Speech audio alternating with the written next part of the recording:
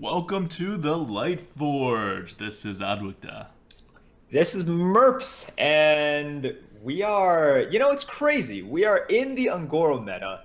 It has only been, what, like 3 days, really? And it seems like it's been much longer than that. I think I've just been playing too much and getting too little sleep, man. It does. It seems like it's been way longer than 3 days. It really does. I mean, the amount of discussion, sort of the number of runs that we've done, the amount of streaming we've done as well. The amount of tier list updates we've already made. It's incredible. And I've only been playing like on stream. Like I have not played a single minute of Hearthstone off stream since Ungoro was launched. And it still feels like a long time. So, I mean, let's just get right into it, right? Ungoro is here. What's happening with the meta? What's happening with the meta? Well, I mean, this is typically a time that people use to experiment, right? But I would say that, to sort of give us a little pat on the back, I think we were mostly right. How are we right? What did we say? What's right? What's the meta? All right, well, in terms of going back to your themes. What were my themes? We do have small stuff that does big things, right? We do see these sort of small drops having quite a large impact, from the snail to the wasp to just, like the druid. What was it? What's the 2/2 that gives stuff, right?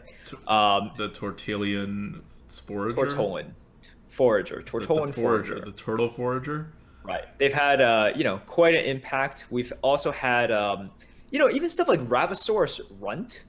Yes. That thing is a... surprisingly useful minion. That's been pretty surprising. Ravasaurus Runt, and like we're going to be talking about today, the Vicious Fledgling as well, right? So small stuff making a big impact and potentially punching way above their sort of mana cost.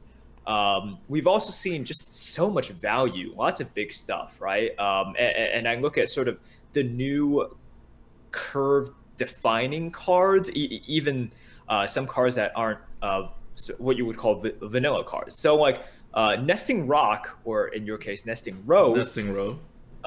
Is sort of what I think of when I think of the new 5-drop, right? Yes. Like, goodbye Pit Fighter. This is like, I'm expecting sort of the 4/7 on turn 5 now. And with the offering odds, that's something you should expect.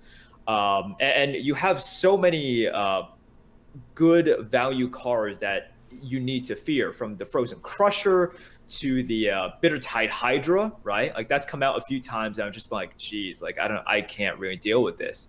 And it's the Fel Reaver problem as well. To stuff like Primordial Drake, which is a powerhouse and presents a very annoying 4/8 taunt. Primordial Drake, also known as I can deal with this actually.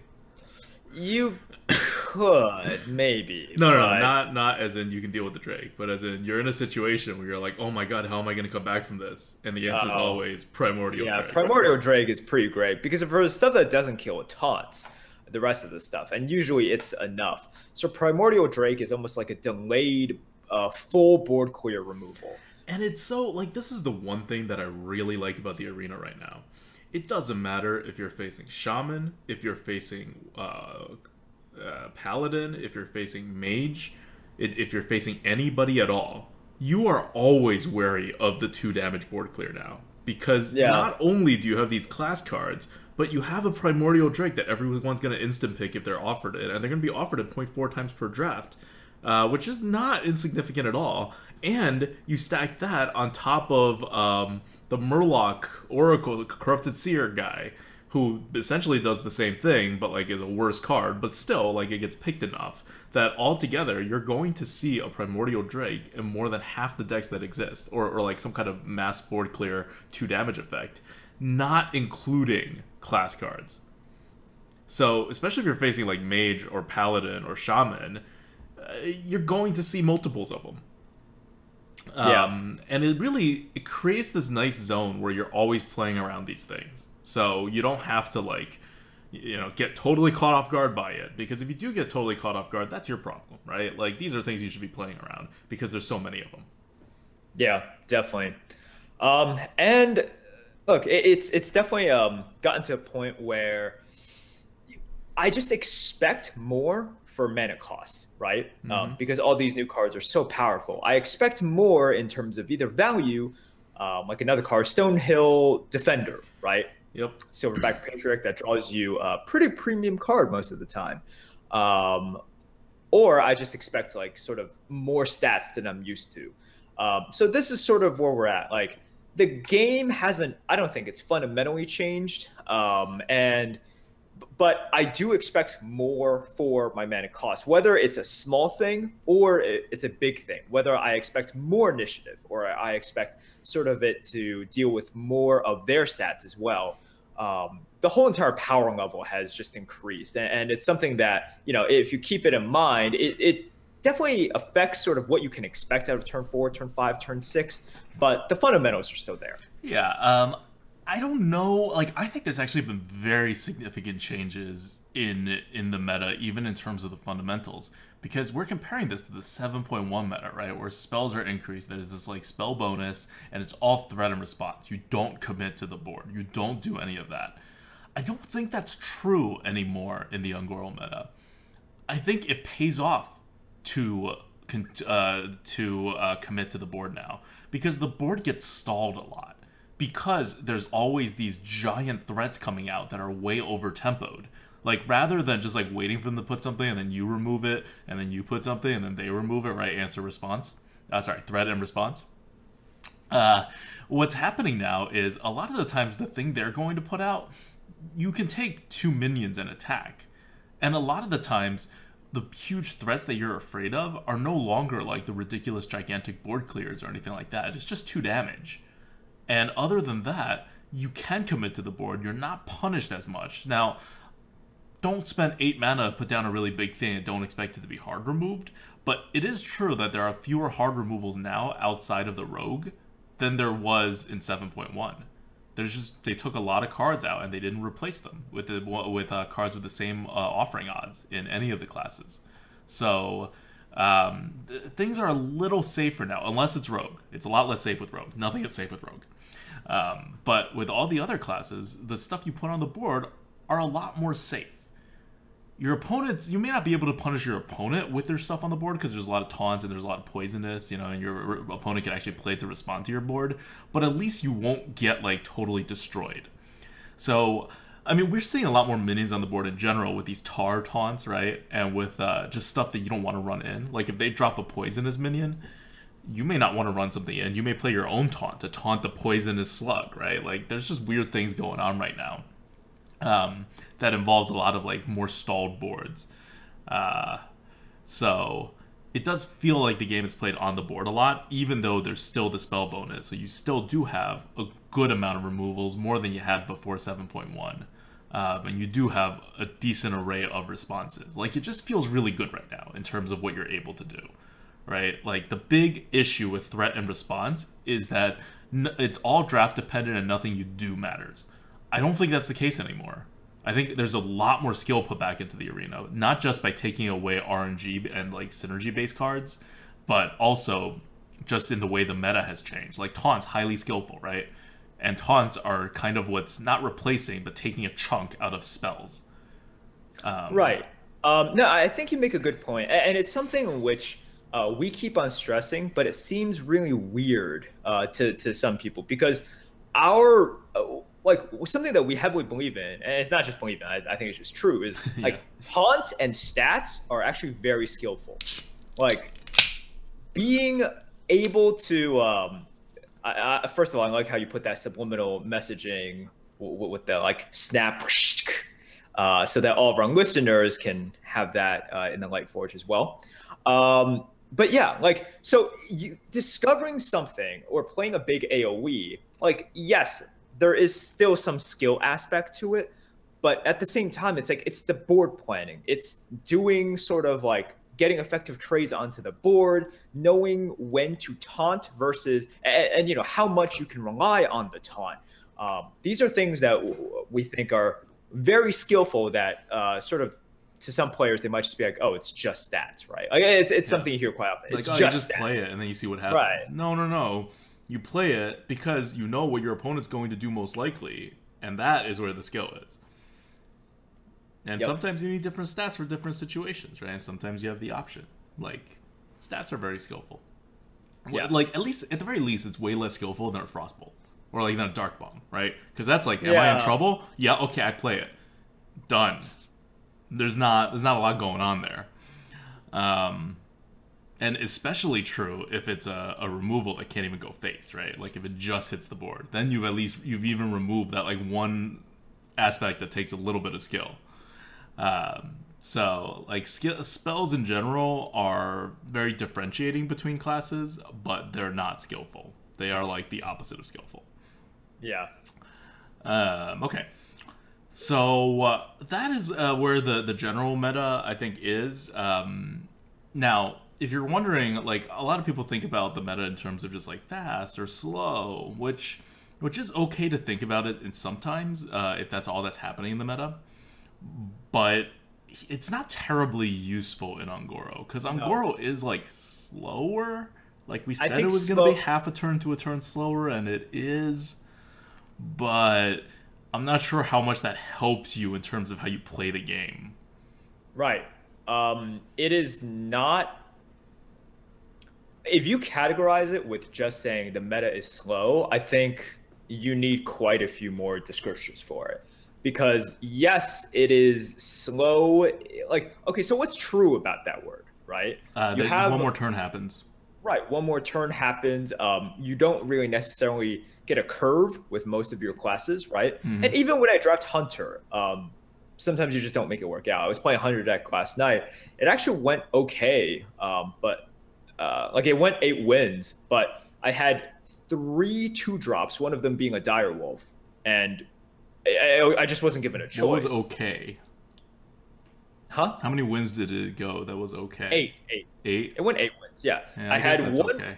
Yeah, 1 1-drop and 3 2-drops, right? Jeez, how did it go 8 wins? Just other people weren't fast either, I'm guessing? People weren't fast. I had 3 deadly shots, so I would deadly shot on 3. Sometimes, like, and, you know, do that. And I had a lot of removals and 2 high mains, in which case you might be like, oh, that's pretty good. But no, I'd much rather have you'd much rather have 2 drops, yeah. Right. High mains don't phase me when it comes to how good the Hunter deck is. So, and you know how I draft Hunter. I always love 1-drops and 2-drops, and I'm always trying to push it as fast as I possibly can. But it's just really hard right now. So even when you play an aggressive deck, it's very tough to sort of curve out. So games do go on for longer.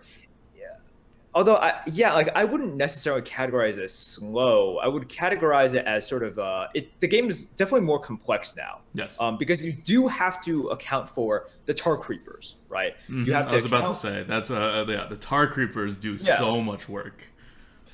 Right. You have to account for the Tar Creepers, and you have to account for big overstated stuff that sort of really begs the question of, like, okay, who is putting the pressure on, right? And sort of like what responses you can possibly have. Because what is a Tar Creeper, right? A Tar Creeper says, you can't put pressure on me and I'm not putting pressure on you. Right. That's what it says, which is the definition of stalling the board. Right, exactly. And it puts these situations out there where, like, it's very common to have overstated minions on, like, 4, 5, 6, 7, whatever now. But what Blizzard has done, and I think very brilliantly and smartly, put out this stuff, but basically, so sort of taking away the disadvantage of playing something that doesn't do anything, right? Like, if it doesn't taunt, it doesn't do whatever, it has to have more stats. And that's what it did. It's saying this disadvantage, which we weren't taking into account earlier on, and probably, like, you know, that was a mistake. We fixed that now. So, like, you having sort of the ability to attack wherever you want, that is a bonus for you. And if you can't attack, like, wherever you want, like Frozen Crusher, you know, you need to have lots of stats, or Bitter Tide Hydra has a negative effect as well. I love it. Like, I think like, these small things sort of define the, quote, slow meta, and it makes the board more complex. So I would say it's more of the complex meta. Yeah, I think that's right. And also, the thing with it being slow is that we talk about curve, but even beyond curve, I want to focus on this Tar Creeper thing, where if someone plays a Tar Creeper, what do? Well, one, you probably can't kill it, but even if you can, do you? What happens if you don't kill it? I don't know, nothing much happens. It deals 1 damage. It probably won't ruin your day. You put out a bigger minion, and then your bigger minion kills the Tar Creeper the next turn. But in the meantime, you've given your opponent initiative, right? And your board hasn't been moving. So now, rather than having, like, you know, you double trade in and then you play a minion, you would have 1 minion left on your board at the start of your opponent's turn. Now you have 3 minions on your board at the start of your opponent's turn. And that means your opponent has much more higher frequency of being able to efficiently remove one of your minions, right? Just because odds, right? Now you've given him 3 things with different amounts of health, and whatever he happens to be able to do, he'll do it more efficiently. So there is a downside to not killing off this Tar Creeper when you can, but there's also an upside, which is that you don't lose those 2 minions if you just wait until your 5/4 takes care of it. But then if he removes your 5/4, then you have to wait another turn of him potentially getting, like, good trades. Not even good trades, but, like, just efficiently removing your board.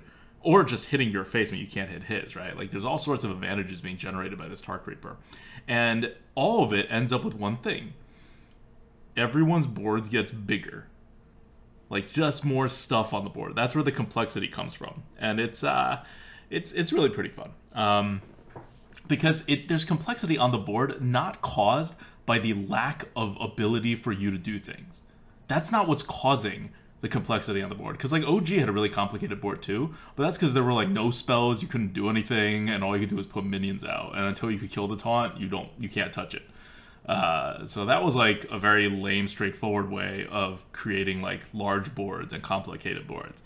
This is, you have spells, you have your options, but you have to really weigh when you're going to use these options, because your opponent can't threaten you while they have these cards out, like Tar Creeper. And you are still limited in your spells and your responses, and you may need to get rid of that one thing, like a Vicious Fledgling or something after it hits the board, right? Like, it's still an answer and a threat and response meta. So when you have a response, you don't want to just blow it on slightly more efficient removal of their 1/5 taunt.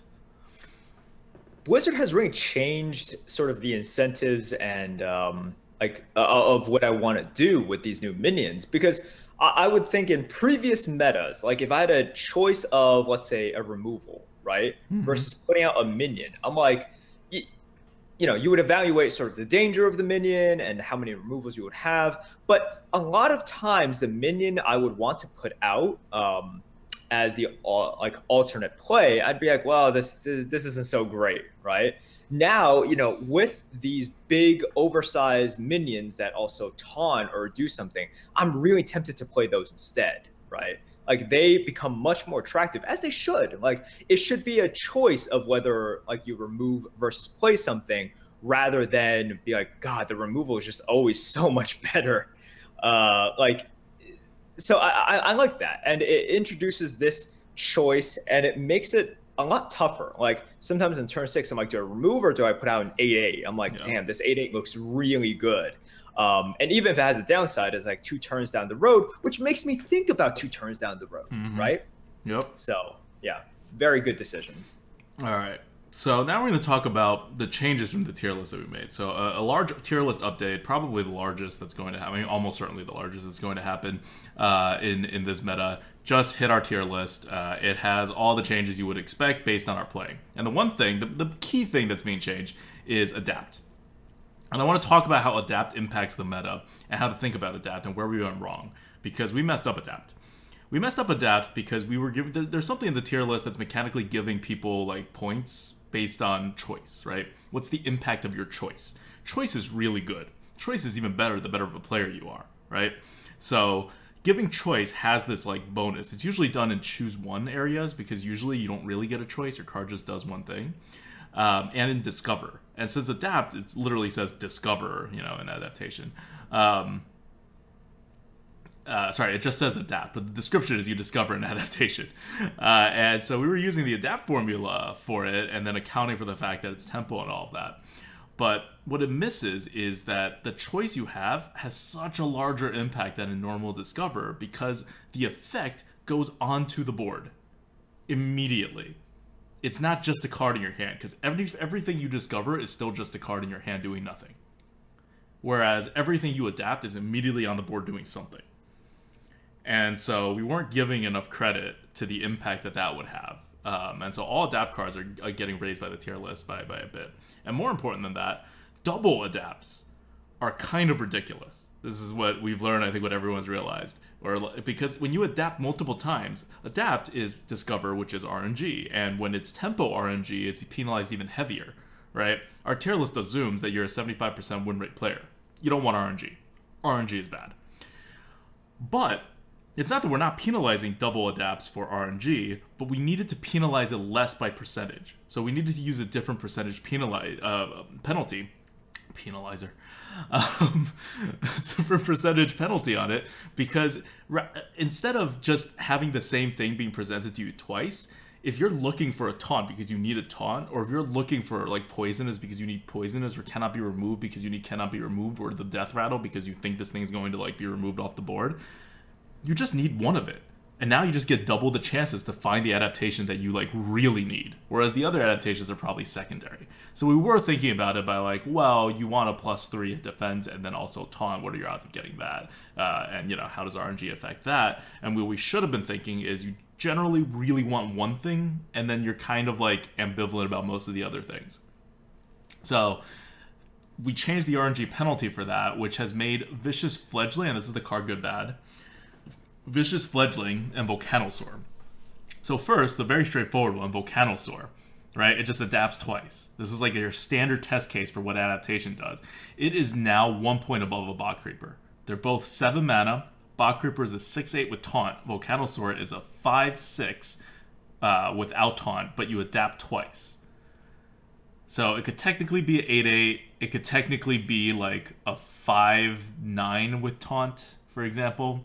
Right. So value-wise, it's getting to where the Bot Creeper is anyway, but the choice actually surpasses the guaranteed goodness of the Bot Creeper. Even though its average value, if anything, is going to be lower than the Bot Creeper's average value. Yeah. You want to talk about any of your experiences you've had with Volcanosaur? Yeah, it's just been really freaking good. You know, looking at all of the choices in a vacuum, right? You could say, well, taunt is fine. +1/+1, I guess it's okay. Like, you know, cannot be targeted. You know, that's pretty good depending. And all of these are sort of depending, right? Well, depending is, I mean, that's everything here. It's why sort of Discover is good, right? Or why when you play Volcanosaur, like,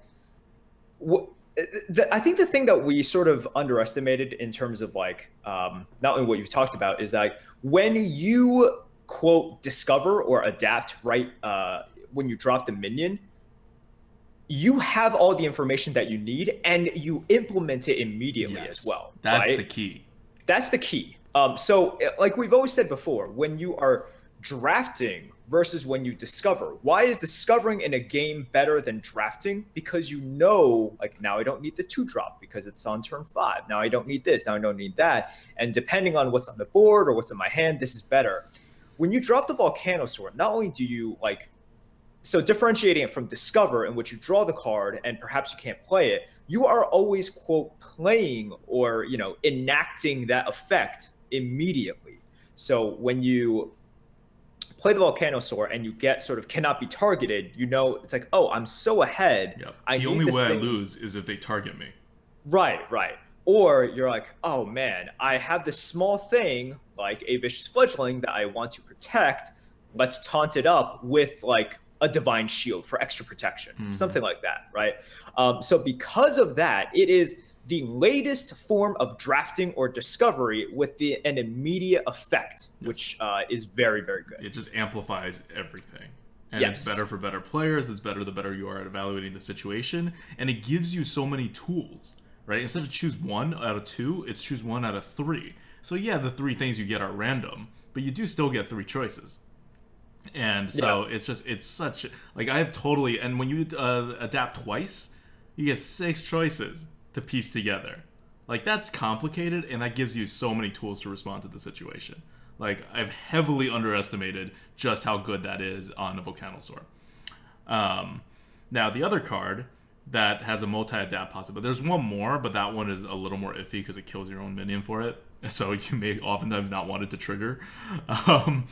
But the other one that like kind of forces multi-adapt is Vicious Fledgling, which is a 113 on the tier list now. It used to be like a 93. It used to be very much below average because we weren't doing multi-adapts correctly. And so it kind of went up with Volcanosaur. And so there's two things I want to say about the Vicious Fledgling. One is why it's good, and we'll talk about it afterwards. But first, it's why it's not the best card ever. Yeah. It's a 113. It's not a 125, which is Volcanosaur. It's definitely not a 140 whatever, which is the Snail, or a 133, which is the Wasp. And like the Tar Creeper and things like that. It is only a 113, which means you're still probably going to take it over anything else you're offered, at least in the neutrals. There is a total of, I don't know, I want to say like 15 cards that are above a 113 in common and neutral. In neutrals, common and rare. But it's not dominating the meta. This is where like Pompous Thespian is. This is where Dark Iron Dwarf is. This is where Emperor Cobra is. Like, Nerubian Prophet. These are really good premium cards. But they're not, like, at the game-winning, ridiculously overpowered levels of, like, a Bog Creeper or a Cult Master. And they're definitely not approaching, like, Wasp and Gastropod. Right. And I think this is important. And it's important to realize why. Because we've seen posts on Reddit, we've seen people's stories about, oh my god, the Vicious Fledgling like won the game single-handedly. That's not a good thing necessarily. If a card wins you the game single-handedly like 25% of the time, let's say, just like right off the bat, that's really good if your win rate is 50%. That's a little less good if your win rate is 75%. Because you're using its I win the game now property a lot fewer.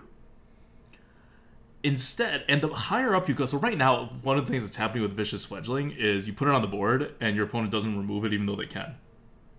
I don't know why. That happens a lot. I've seen people with 3 2s on the board who are like, I hit face. And you're like, alright, well now you lose.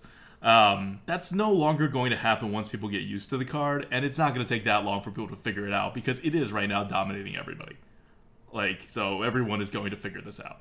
This is also... And it's not hard, right? Like, It's not like... remove the thing that will become bigger and possibly adapt twice on the next turn instead of, like, getting 3 damage on the face. Like, that's not a very hard thing to realize. This reminds me of when, like, and I don't think it's as good, but, like, remember when Murloc Knight first came out? And it just dominated, and people thought it's like, this is the best card ever. Like, it's never the best card there ever. is no way to deal with this card. It just snowballs out of control. Like, people just win the game, and there is nothing we can do. All hail Murloc Knight, the best card that has ever been printed. Like, and we had never rated it even in like the top 10 cards ever printed. Right, and there's obviously a little bit of hyperbole in my description. No, but, there isn't. Like, That's literally what happened. I remember there was no hyperbole in your description. That's what everybody felt like. And yes, it is a good card, but whenever there is a card that has the capability, whatever percentage of the time, to win you a game, and people don't know how to deal with it when it comes to a new meta, like, these anecdotes go out of control. Yeah. Like, just totally out of control. And, like, is Murloc Knight a good card? Yes. But as we've seen, as time goes on, people know sort of the value of the removals, right? People know to hold the 4 damage removal because, especially with an offering bonus, you're waiting for that Murloc Knight, and then it's not so scary. Or people know that the Murloc Knight comes out, you need to win the game in 2-3 turns or you lose. And so they start hitting face, and then they do win the game in 2-3 turns that, like, 30% of the time that they would have lost otherwise by trying to remove all the Murlocs.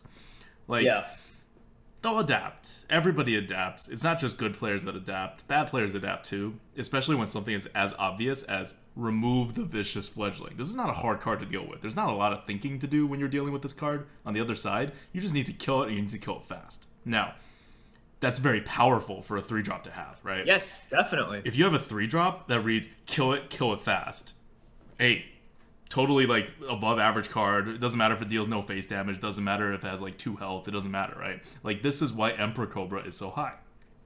And Vicious Fledgling is even higher because Emperor Cobra, you can still play around. Your opponents can drop small stuff, right? Vicious Fledgling needs to be removed. So it is rated higher than an Emperor Cobra. But it's not at Wasp level because it can be removed. It can be dealt with. Like, Wasp is a 3-drop that cannot be dealt with. Right. So I think this is one of those cards which, you know, and it's one of those cards in which its effect just makes such a memorable impression on people, right? It's like there are certain things that people don't internalize very well, like, and we've always said this, just like how big drops just sit in your hand for the longest time, right? People never internalize that. They never internalize that penalty. They never think to themselves, why did I lose that game? Oh, it's because the Kraken, I know I'm still using Kraken, but it's because the Kraken was in my hand since turn 2. Yeah. Like very few of them will identify that as a loss. They'll be like, no, it's because he dropped like the Pit Fighter, I couldn't deal with it. Like they'll never blame the Kraken. But here, like, but it's like 20% the Kraken's fault. And it's 20% of the Kraken's fault over like 80% of your losses, you know? So yeah, right. And in here, like when the Vicious Fledgling wins the game, it leaves so obvious. Like, oh my god! Like, at the end, yeah, it was like a 7/4 cannot be targeted with Wind Fury, and you're just like, that's ridiculous. Like, yes. I will say this: no Vicious Fledgling has ever beaten me. I've played so many games now. I've seen it. I've faced up against it so many times. No Vicious Fledgling has ever beaten me. It's beaten Some me. Some of them's gotten like, you know, 2-card value off of me, right? It's, right. You know, once or twice it's gotten good value off of me, but no one's beaten me. I've won all those games, and it's because those decks aren't that good because they were relying on the Vicious Fledgling, and I dealt with it. And I was not very good of a player to deal with it. I just killed it. You know, I was not doing ridiculous things. In games in which I would have lost anyways. Okay. In terms of, like, I didn't curve out, and it just killed me faster than... It probably killed me one turn faster. Like, it took your 20% chance of comeback and turned it into 0. Yeah, I probably didn't even have that percentage. Okay. Like, I just didn't curve out, they curved out, and then sort of, like, if they dropped, like, Daring Reporter instead of that, right, it would have been the same thing. Right. Yeah. You just needed any snowball card there because you had no removal and you didn't curve out. Or if it was just a powerful, like if they just dropped like a, you know, Questing Adventure even. Or, I mean, Questing Adventure, sure, but yeah, if they even dropped like a normal drop, I'm thinking those games, like they got the Wind Fury, so they killed me a turn faster, but I had no comeback mechanism anyways. Yeah. So it's one of those cards. Community's freaking out a little bit over it. It's not that good. It is good. And I think part of the reason the community's freaking out about it is because we rated it really lowly. And that's we were wrong about it. We were definitely like, this is what, like, the multi-adapts especially, like, the numbers are here. Like, we added 22 points to Vicious Fledgling, 16 to Volcanosaur, only because it's a 7-drop. Like, Volcanosaur actually got more value, but, like, because it costs so much mana, it's, like, weighting is different, right? Like, its adapts aren't as central to its... Anyway, complicated, whatever, but Volcanosaur actually benefits more from our... from this than Vicious Fledgling does, even though Vicious Fledgling is getting raised up more. But that's because that's all Vicious Fledgling is, right? Like that 3-drop. But also, like, Lightforge Stegodon got 21 points because of this adapt. What? It was rated really low before. It's a 100. It's a 100 now.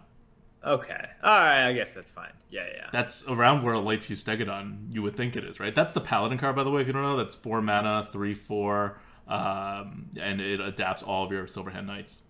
Oh, I guess we had a really low at the beginning. Yeah, we had a really low at the beginning because it's multi-adapt, right? Right. It's not multi-adapt in the same way, but it does adapt multi-stuff. And we also didn't factor in the synergies correctly, too. Anyway, Free from Amber got raised 13 points for the same thing, right? Like, as normal adapts. When you discover stuff on the board, it matters a lot. Free from Amber discovers the whole thing on the board. So, you can figure out the stat distributions that's best for you. The problem with Free from Amber is you don't have that many choices. Like, a lot of these cards are just like 8/8s or like 10/10s or like 8/10s. But you do have some amount of control, and the stat distribution is still very important, even if they're not going to have abilities. Right. So, ADWCTA, like, his point is basically there aren't so many that aren't just stat sticks. And what you're really looking for, and the special ones are the ones that aren't just stat sticks, like Ysera or Sagoth, right? Yeah, and you were looking for them anyway. Right. They're just too high value. Like, whether or not you get a 12/12 or a 10/10 or... Yes, I mean, yeah, an 8/8 is worse than 12/12, but a lot of times it's just like something big. Yeah. And what you're really looking for are the ones with special effects. Okay, and we Also for Ornery Direhorn, that actually went lower by 12 points. You may think, that's a card that adapts. That's the warrior card that's a 5/5 taunt that adapts. And it's 6 mana. That got lower because we made a mistake and we were calculating it as if it were a 5 mana card. But it is 6 mana. So now it went higher because we changed the adapt, but it then went lower because it cost 1 more mana than we thought it did. So that was just an error. Nice. Something else we lowered is Molten Reflections. Got lowered 25 points because Twitch chat led us astray. I'm going to blame this one on Twitch chat because Twitch chat said it summoned a copy of the minion, which means even if it's hurt, you would get like a fresh new copy. But in reality, it just copies the minion. Sad. Sad. Very sad. So it is, definitely not as good. And finally, one more change is just in case you were like looking at the tier list before today, you just want to look at the changelog again. Just go to the tier list, go to the bottom, click on the changelog. But one of the things that we changed was we forgot to add elemental synergies to existing elementals. So you'll see stuff like Water Elemental get raised by a bunch because we forgot. And for Druid, we actually reduced all the elemental synergy, all the beast synergies, because I didn't realize like how many beasts were leaving the meta. Like, not how many beasts, but how many beasts, like things that use beast. Beast Druid isn't a thing anymore. It's really not that much of a thing anymore. You'd still get a little bit of a bonus, but it's not a hunter anymore. Like, hunters have reclaimed beasts for themselves. Well, because hunters had natural beast synergy in their classic set. Yes. Druids built it upon expansions, but now it's just Mark of Yasharaj and like Vermin Sensei, and they have Warden. But these are like, other than Mark of Yasharaj, you need stuff with like more of an impact earlier in the game with more flexibility. Yeah, right? Yeah, and there's just fewer, and these cards are just not like as great. Mark of Yasharaj's side. Yeah. So it's very So we adjusted it for that, which lowered actually a lot of Druid cards. And with that, we'll talk about classes after this. And anything else that I'm missing? Okay, the biggest change probably, and it's a change I know a lot of you have been asking for a while, and we finally it took us a while, but we finally got there. We have added the ping penalty onto our cards, which is anything that deals 1 damage, whether it's 1 damage multiple times, whether it's a board clear of 1 damage. They appropriately got the percentage penalty to it compared to what it should mechanically be. We had always been giving 1 health minions a penalty because it gets removed very easily by hero power, but we hadn't given the penalty to like actual 1 damage removals. And we're giving a portion of that to the removals now in recognition that there are just a lot fewer 1 health minions that you would want to remove than the 1 damage would normally suggest.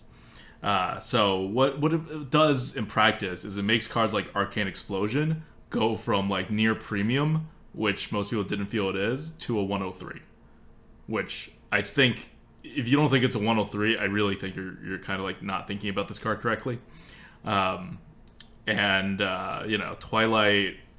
Flamecaller went down a bit as well. I can't find it right now. Oh, well, okay. One more change coming up. Twilight Flamecaller was not on the list for some reason. But that's definitely going down as well. And it also brings down stuff like N'Zoth's First Mate and Light's Justice. Not that it's going down too far. N'Zoth's First Mate is still a 147, right? Like, it's still a premium card. Yep. But for those who did not feel Moonfire as ridiculous as I felt it was, you'll be happy that goes down a lot too, because that's literally all the card does. Okay, so that's it for the tier list changes, and this is the big one. We'll fix a couple of errors as people bring it up to my attention, but there's no more like giant meta things coming up, right? Like, we also adjusted Stonehill, whatever, like the guy that gets you taunts. It gets you better taunts in Paladin and Shaman because of their like insane like taunt class cards, especially the legendaries. So they got a little bonus for that. The Primal list went down, which is the 8 mana 5/4 that like discovers a spell and then plays it. Because and it went down. It went up actually on average because we just had it averaged across all classes, and now we split them up into classes. And as I was doing the splitting up by hand, I realized it actually, like, all the classes have very similar power levels. I had different people telling me, like, oh, mage is insane, oh, rogue is insane. And then I looked at it, and it was like, no, they're just like any other classes. Like, no class was actually insane. On the other hand, there were classes that were, like, really weak because they had a lot of cards that, you know, actually had random targets, or they had just had very not powerful cards. And those were Shaman, Paladin, and Warlock. The other classes all had, like, very useful, decent-sized stuff. Like, you may not think of it like that, but, like, you know, say the Warrior Portal, for example, is a totally awesome thing to get out of this guy. Right? Like, it's not a very good card. You wouldn't think of it as a good card. But that's only because it's way over mana costed, which doesn't really matter for this. You're still getting a pretty good deal out of it if it comes out of this card. So I don't think those things were, like, being properly considered by people who are saying, like, who are giving me, like, class evaluations on it. But we have adjusted those for that as well. All right. Okay, so question from the GOAT. What have we got? Question from the GOAT. This is sort of, all right, look, we're in the experimentation phase. We're just trying to have fun. My question is basically,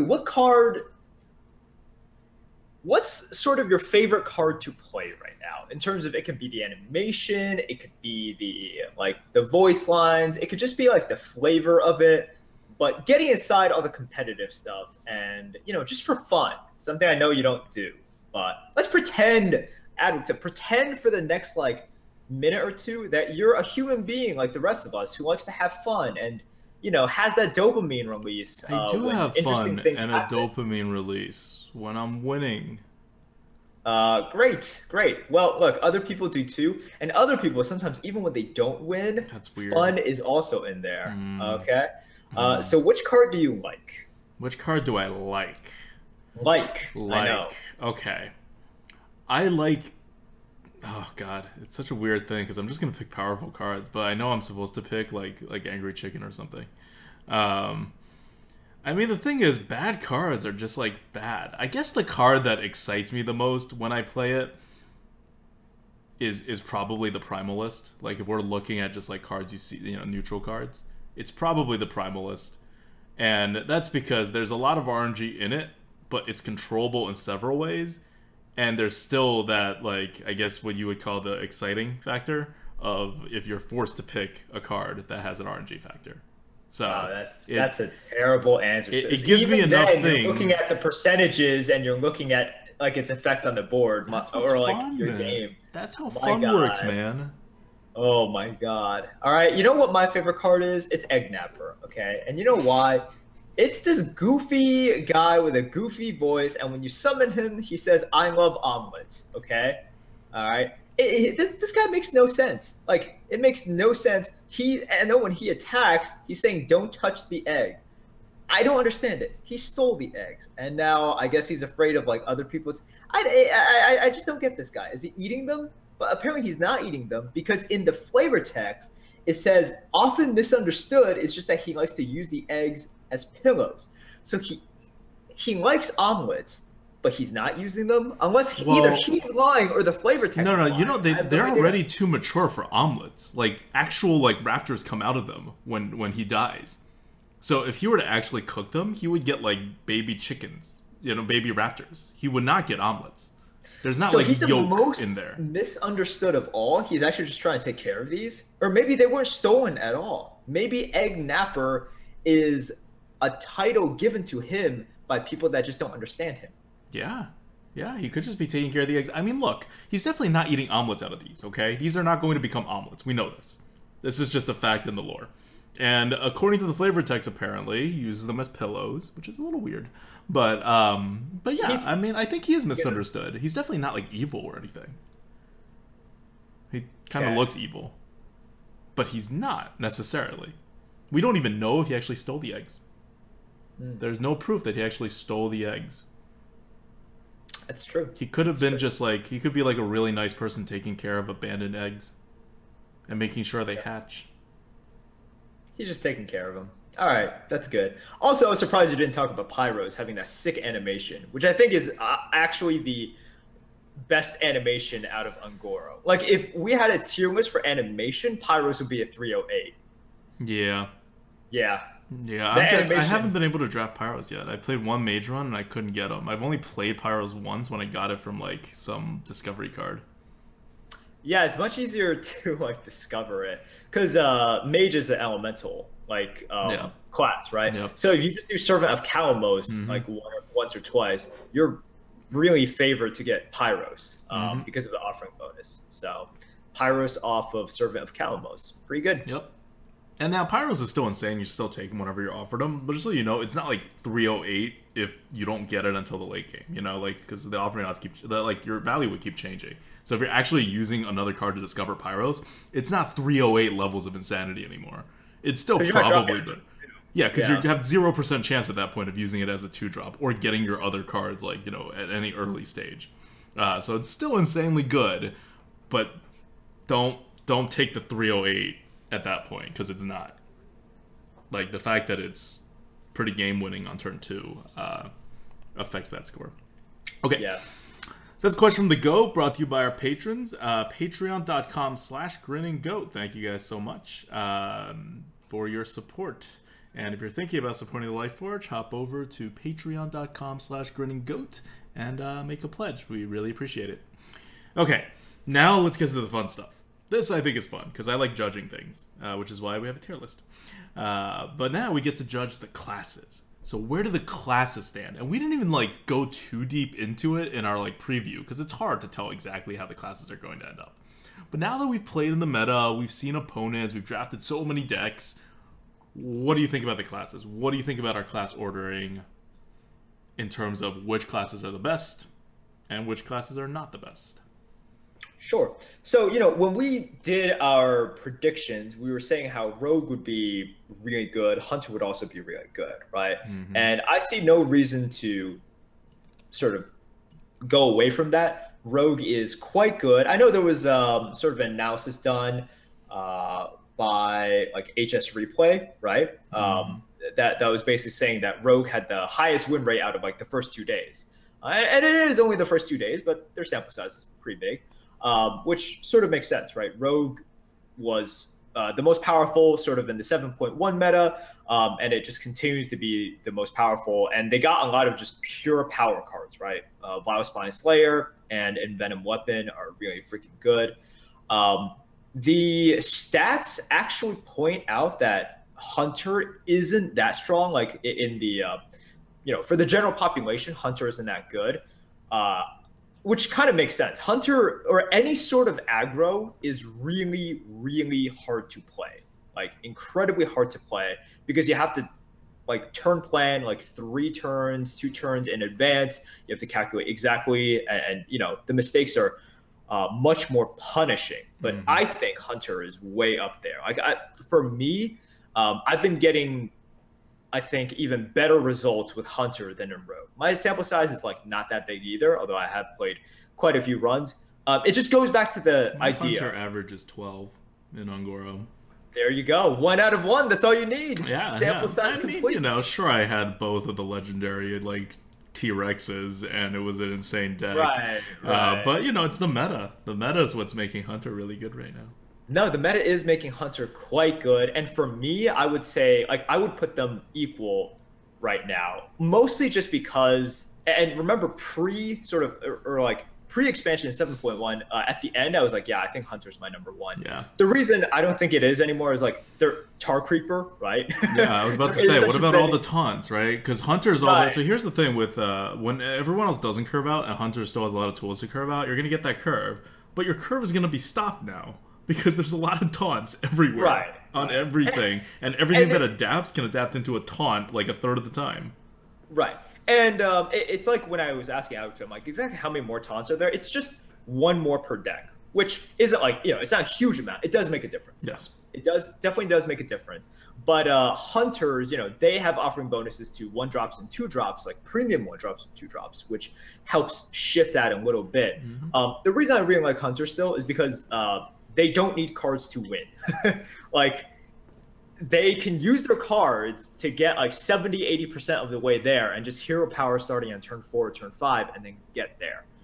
So I think those are really powerful. I think Mage right now is still quite powerful. Like, look, the spell bonus did them wonders. And the spell bonus is still there. Yeah, and Steam Geyser, or like, what was it? Sorry, Steam Surger that gives you Flame Geyser. Jeez.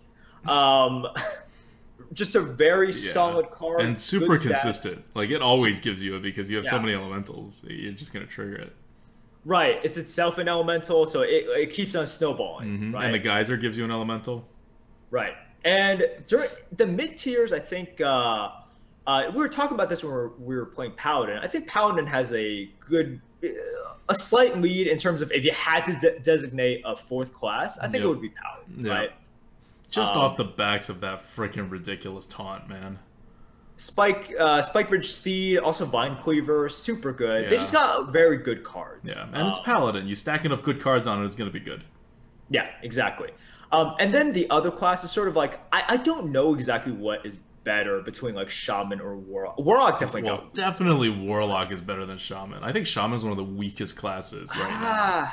I don't know. They have no good cards. Their elemental synergies are crap, even though that's the only thing that they can live on. They've lost all their bonuses to Jade, so Jade's not a thing that's hurting them a ton. They have lost Jade. Like, if you're talking about classes that got a lot worse, it's not Warlock that got a lot worse. Warlock's in a taunt meta that's all on the board.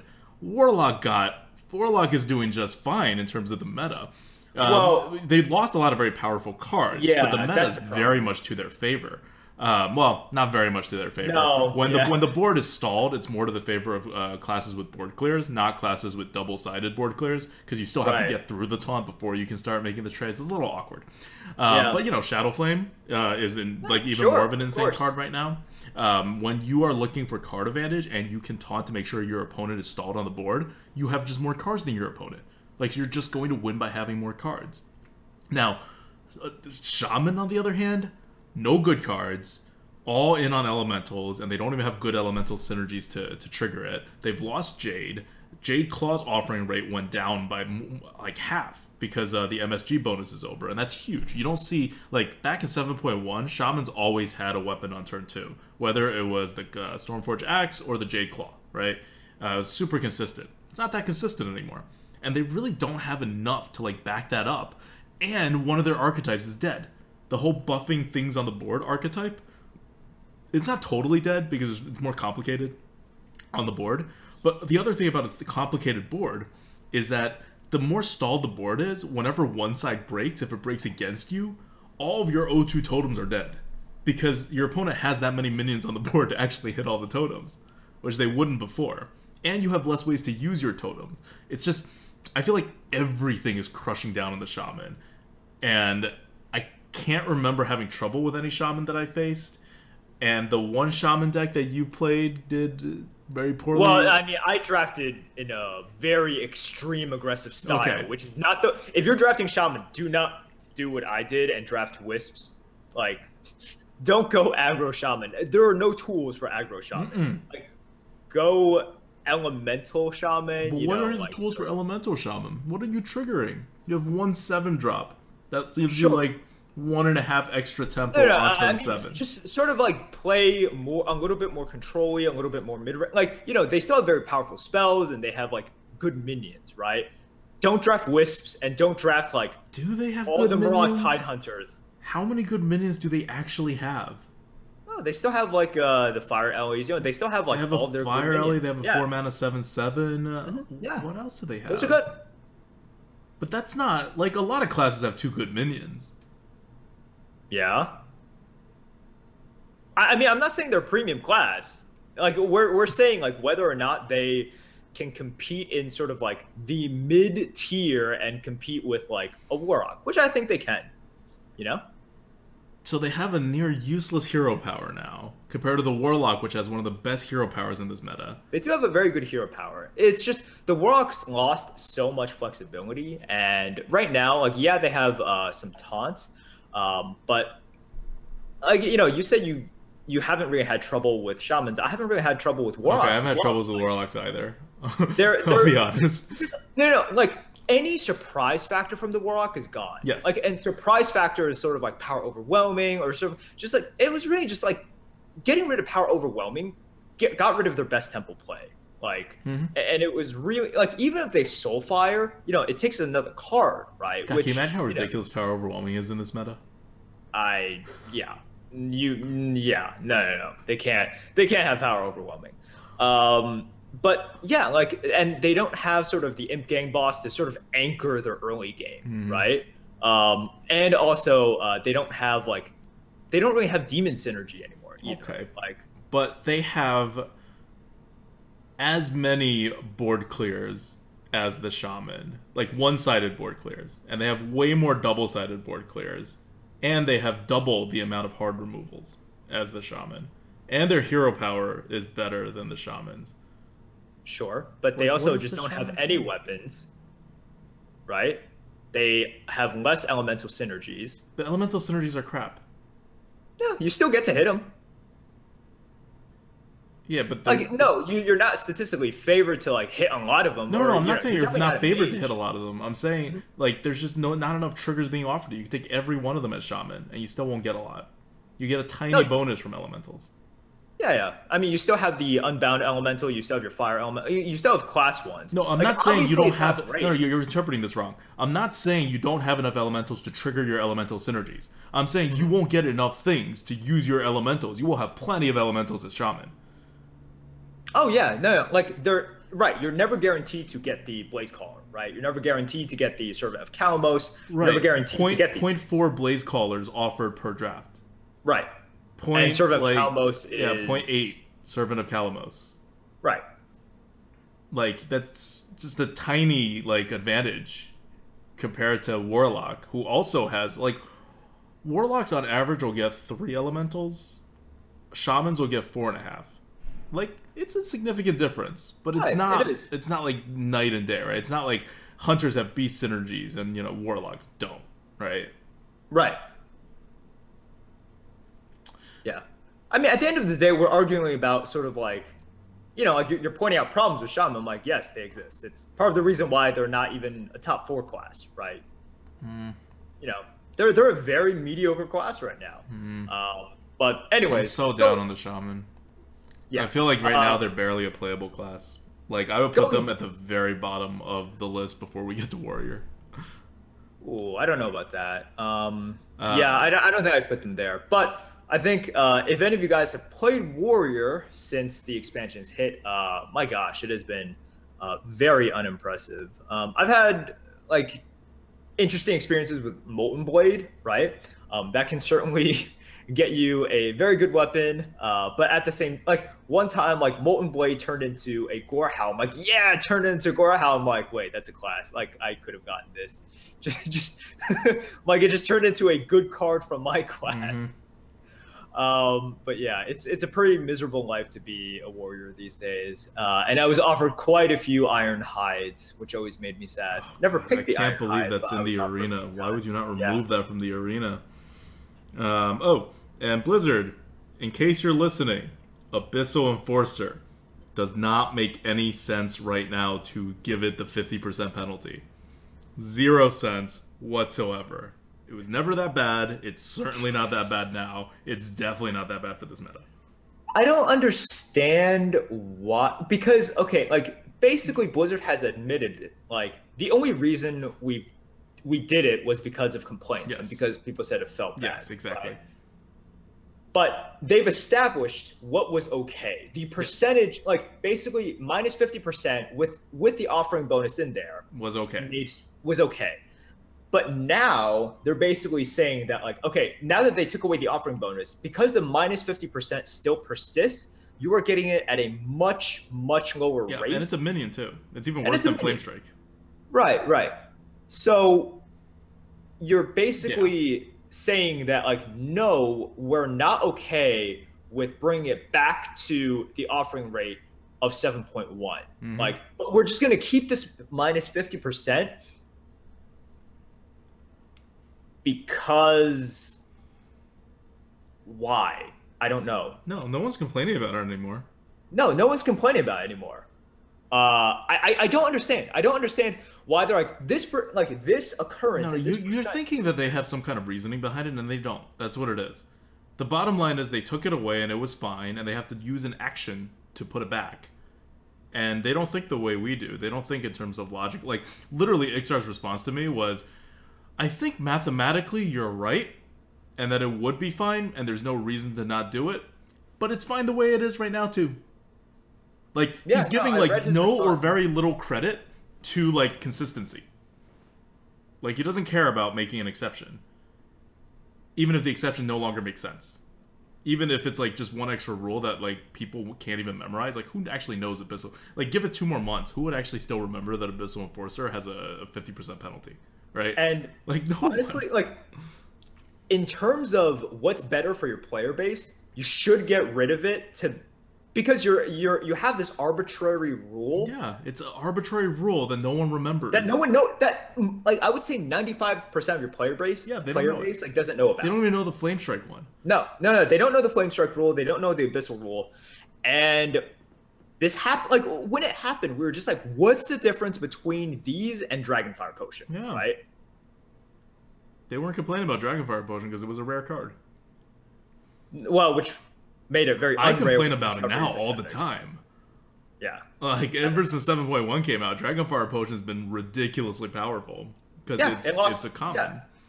I complained so much about Dragonfire Potion. I'm just like, this is ridiculous. I can't play around it. Like, and what? Like, is my incentive to complain more so they ban, like, not ban, but, like, reduce that as well? I don't know. Maybe that's what I should do.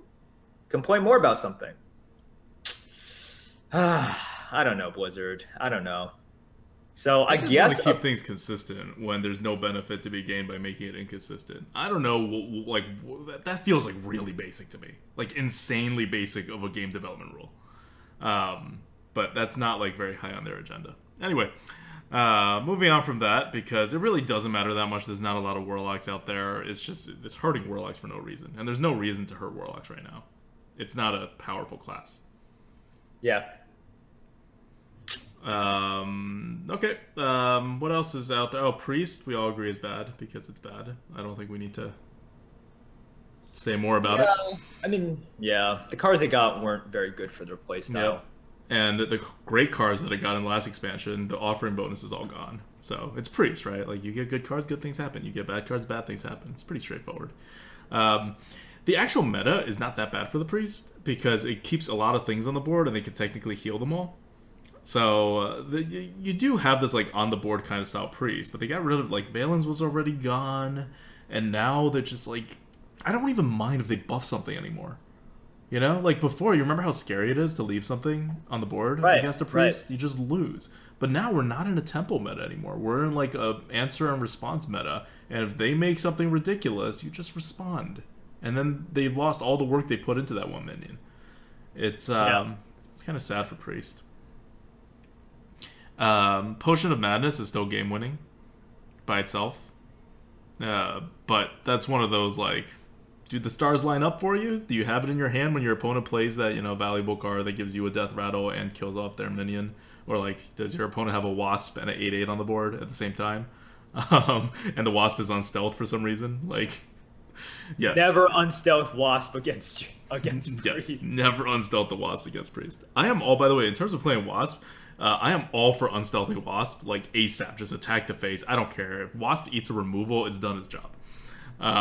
But definitely not against Priest. Against Priest, you keep that thing stealthed until it dies a natural death, or you, like, actually kill something with it. Yeah, and then finally there's Druid. I thought Druid was going to be better than it is, but it's not, mostly because I overestimated the beast synergies. And I overestimated how consistent you'd be able to use that hero power. You still do have a health concern as the Druid, and your stalled board is not necessarily to your advantage as the Druid. It's fine. It's probably better than most classes, but it's not like... It's almost like you always had that advantage as the Druid against most classes, and you were always using it, and so you're not even using it more frequently than you used to. It's hard to explain, but I definitely don't think...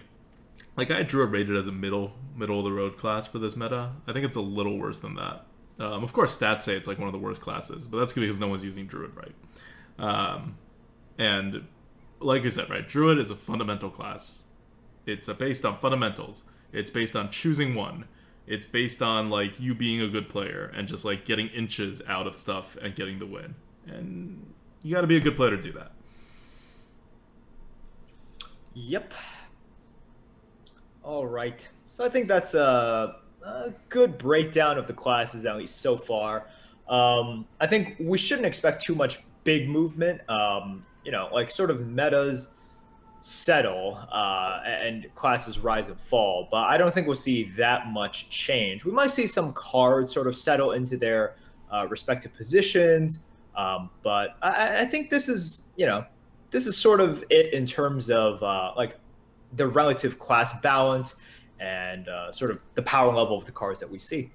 Yeah, sounds good. And we're going to close this with class talk on Rogue, which is our arena coup this week. Okay. Besides that, Rogue is the best class. You may think Hunter is kind of up there, but I think Rogue is by far the best class. And I'm going to base it on the two things, because you really only need two things to be the best class. First is, you need to curve out better than other people do. And Rogues do that. The best curving class is Hunter, followed by Rogue and Mage. It is no coincidence that these are our top 3 classes. These are the classes that, statistically speaking, will give you the best odds of curving out. Rogues not only have a dagger for turn 2, but they also have the second most 2-drops out of anybody for their class cards. Like, it's just not fair when it comes to Rogue and curving out. And even if they don't curve out, they have a coin, and the coin can do ridiculous things with tempo or even non-curve cards in the early game. So the Rogue just controls that. Now, what happens after you control the early game and you get a board and your opponent doesn't have a board? Your opponent tries to come back onto the board. But they can't do that, because you have a million times the hard removal of any other classes. Like, they've set the Rogue up to do aggro control so well in this meta. And the thing with aggro control is you don't need good curve minions. You just need to be putting stuff onto the board, because your removals are what's going to get you the board.